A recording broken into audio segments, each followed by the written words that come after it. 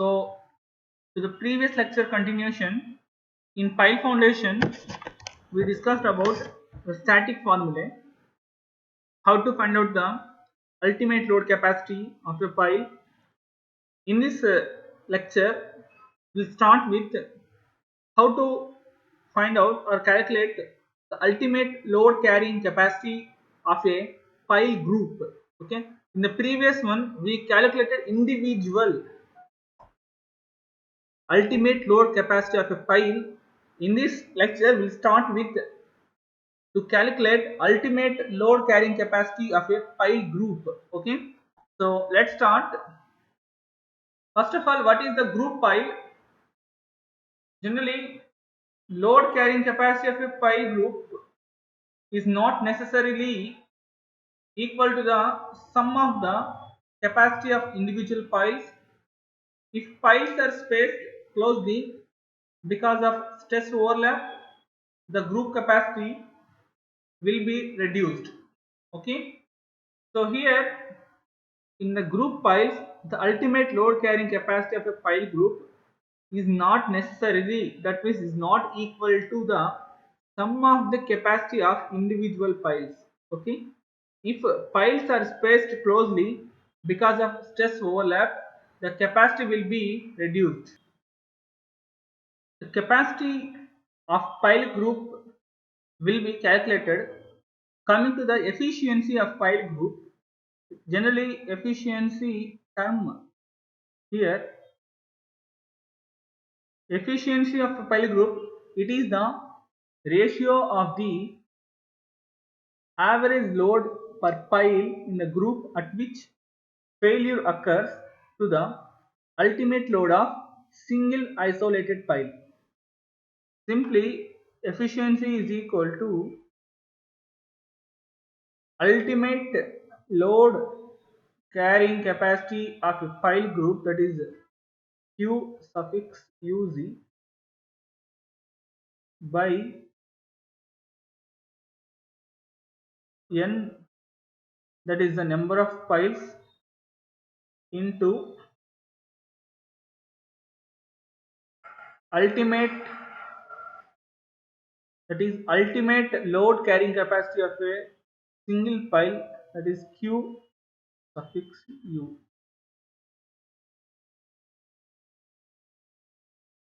Understanding here, efficiency of a pile group is defined as it is a ratio of the average load per pile in the group at which failure occurs to the ultimate load of single isolated pile.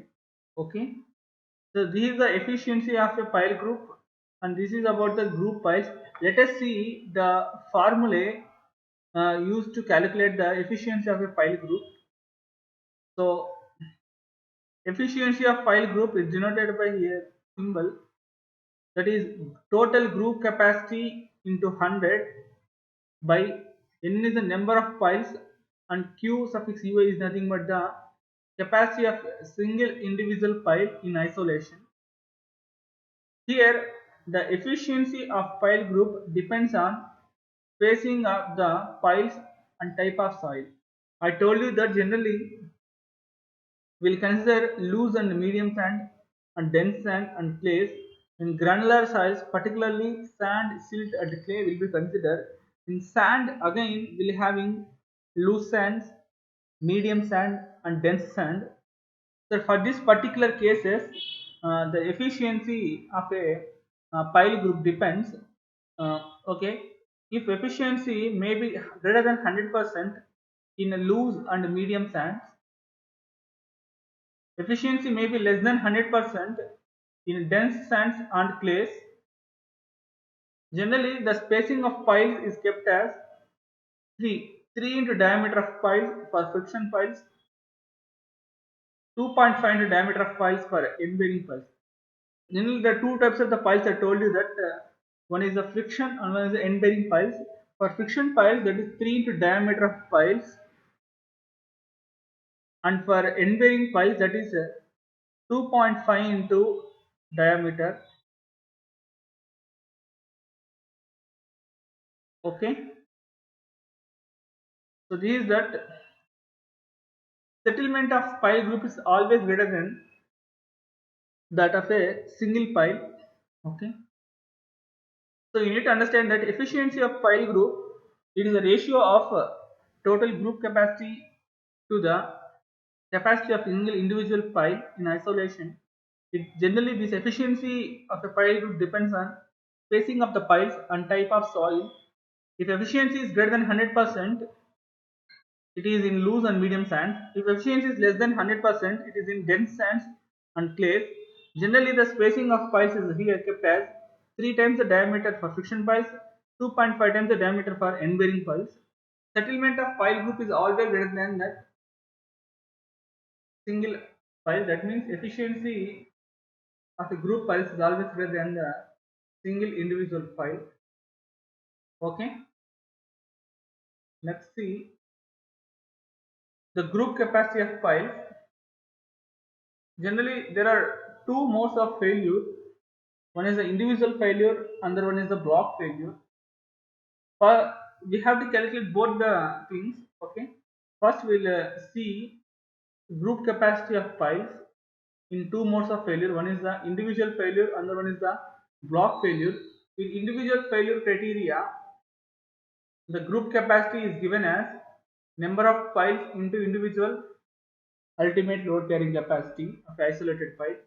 Again here, individual load carrying capacity by using static formula, that is AB into, that is the base area into base resistance plus surface area into skin resistance, that is Fs. So this particular formula is for clays because here cohesion is taken. Again, this base resistance is nothing but the product of C into Nc. C is the cohesion or compressive strength. Nc is the bearing capacity factor, that is generally taken as 9. Okay. Next come alpha is the adhesion factor and C is the cohesion or compressive strength of, and A is the surface area of the pile and AB is the base area of the pile. N is the number of piles.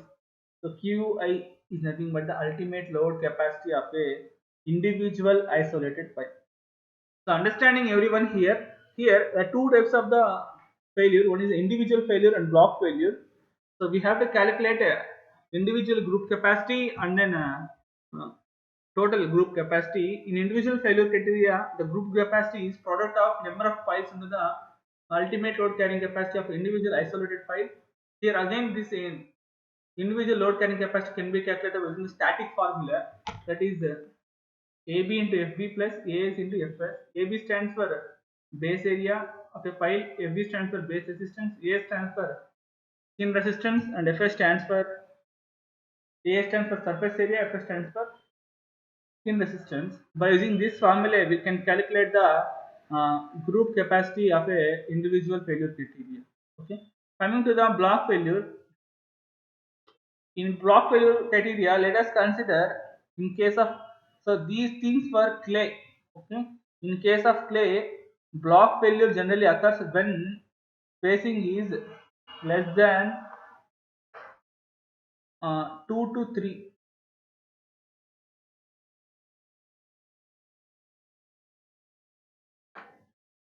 Generally, when spacing is less than 2 to 3 times the diameter of the pile here,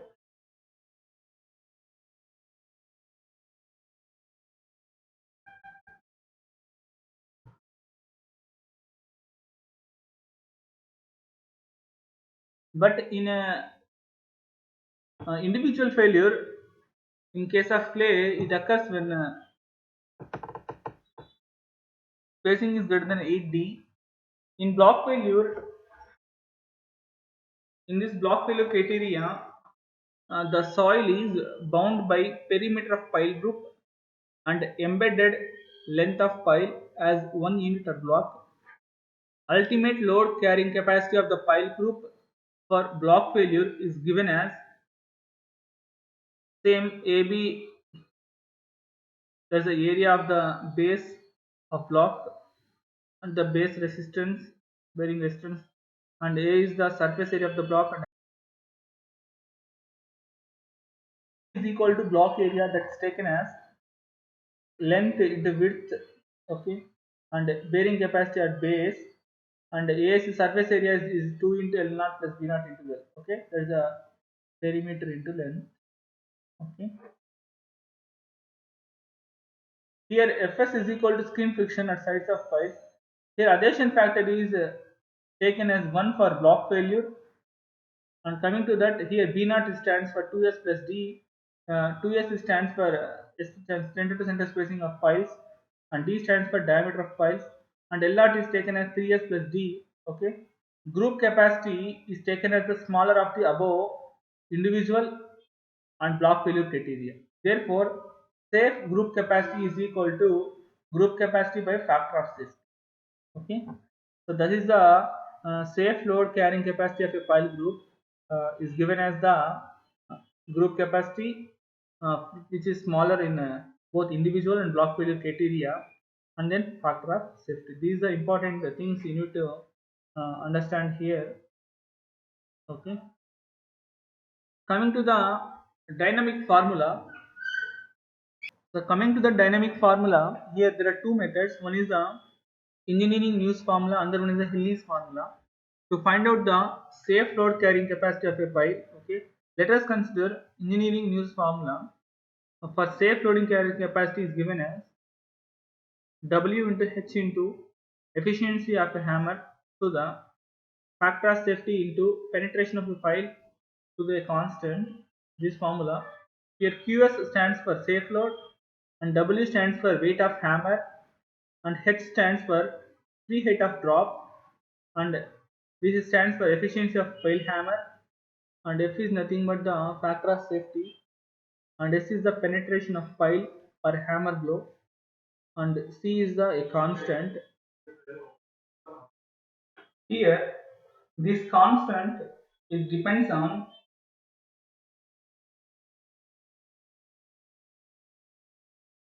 drop hammer. For drop hammer this constant is 2.54 centimeter. For steam hammer single and double acting is taken as 0.254 centimeter. So this is one of the dynamic formula, particularly engineering use formula, that gives a safe load carrying capacity of a pile. Okay, so the safe load is given as weight of the hammer and free height of drop and efficiency of pile hammer, and F stands for factor of safety usually taken as 6 here, and S is the penetration of pile per hammer blow, and C is the constant. Okay, next come to the Hillis formula. Same is also gives the safe load carrying capacity of the pile, that is product of weight of hammer, height of free fall, efficiency of hammer blow, and efficiency of hammer blow. Another is the factor of safety. S is the penetration value. C is a constant. Here C is constant is three terms. One is C1 plus C2 plus C3. C1 stands for temporary compression of dolly and packing. C2 is temporary compression file. Third one is the C3 is temporary compression of ground. These are also one of the important formulae to find out the safe load carrying capacity of a file. Okay. Next coming to the negative skin friction. It is very very important. Negative skin friction is also called as a downward drag.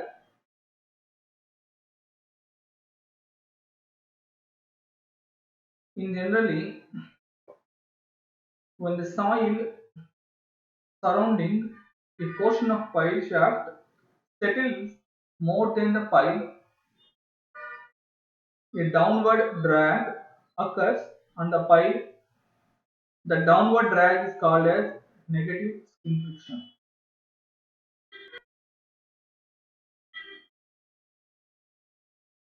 The net load carrying capacity of the pile is decreased due to negative skin friction, which occurs in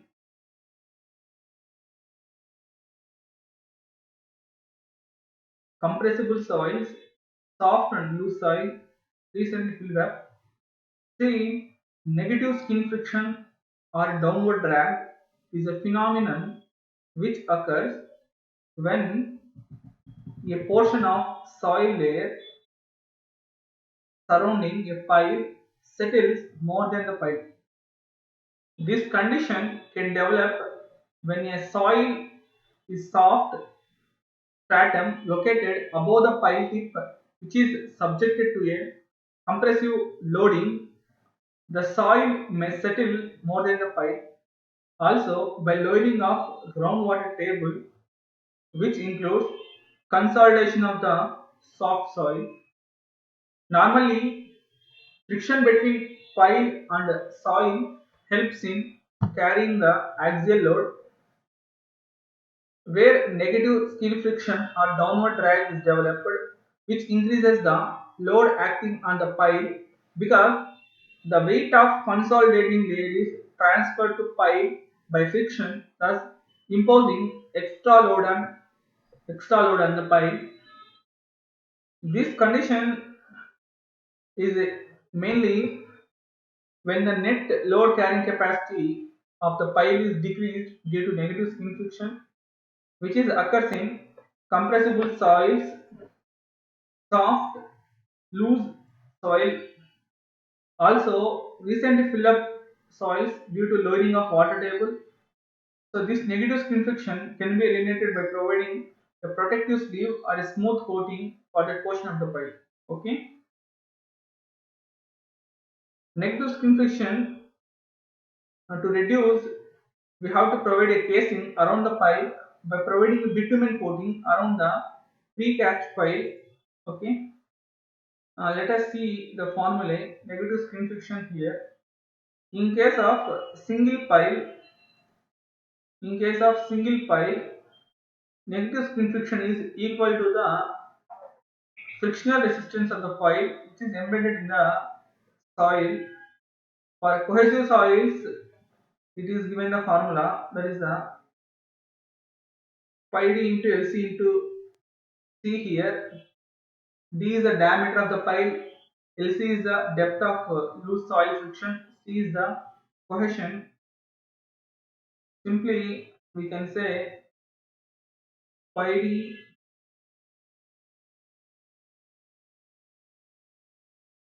into Lc into C into alpha also taken.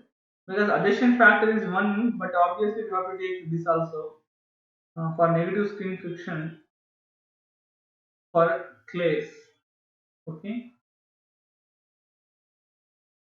So here you can see that for loose soil there is a negative skin friction, but for dense soil will be the positive skin friction.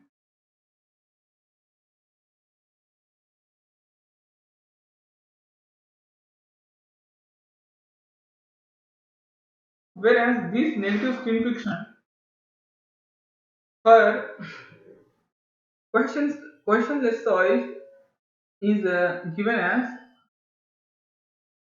this for the half into pi d into there's a perimeter of pile which is taken as pi d into there is a length Lc is nothing but the length of the pile in a settling zone, Lc square into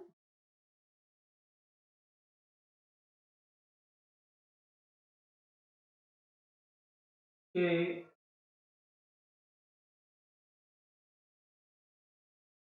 tan delta. Here K is the lateral earth pressure coefficient and delta is the angle of friction between pile and soil range. Delta is the angle of friction between pile and soil range, and gamma is the unit weight of soil. Okay, so this is the formula to calculate negative skin friction for granular soils, particularly for cohesionless soil. Cohesionless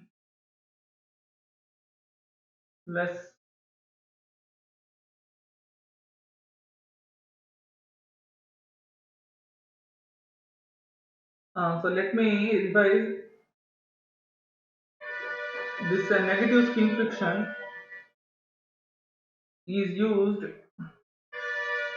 the condition when the soft soil stratum located above the pile tip, which is subjected to a compressive loading, the soil may settle more than the pile. Also, by lowering of groundwater table, which includes consolidation of the soft soil. Okay, a negative skin friction for clays is given as perimeter pi d into LC, that is the length of the settling zone of a pile. C is the cohesion for clays, whereas for cohesionless soils like sands, negative skin friction is given as half into perimeter is the pi d. Into LC square is nothing but the length of the pile and settling zone into unit weight into lateral length pressure coefficient plus the K, and delta is the angle of friction between pile and soil range. Generally, this delta is also in between the range of half of the pi to pi to 2.2 by 3 pi times pi. Okay. So majorly in this lecture we are discuss about the pile foundation. First I told you that what the necessity of the pile foundation. When subsoil is very weak and the loads are heavy, to reduce settlement, to transfer loads through deep water or hard strata, to resist horizontal loads and uplift loads and expensive soils. These pile foundations are very necessary. And then we discussed about the classification of piles based on load transfer. We discussed about friction piles, end bearing piles, combined end bearing and friction piles, and then classification based on function, the tension piles, compaction piles, anchor piles, fender piles, dolphin piles, and batter piles, and then classification based on installation, driven piles, driven and cast in situ piles, and precast driven piles, board cast in situ piles. Classification based on displacement of soil. There are two types of the displacement piles, non-displacement piles. Based on pile driving hammer, again that is five types: drop hammer, single acting hammer, double acting hammer, diesel hammer, vibratory pile driver. And then we discussed about load carrying capacity of a pile. There is a static formulae and dynamic formulae. How to use the static formulae and then the dynamic formulae, use formula and release formula, and then negative skin friction. So that's all about this lecture. Okay.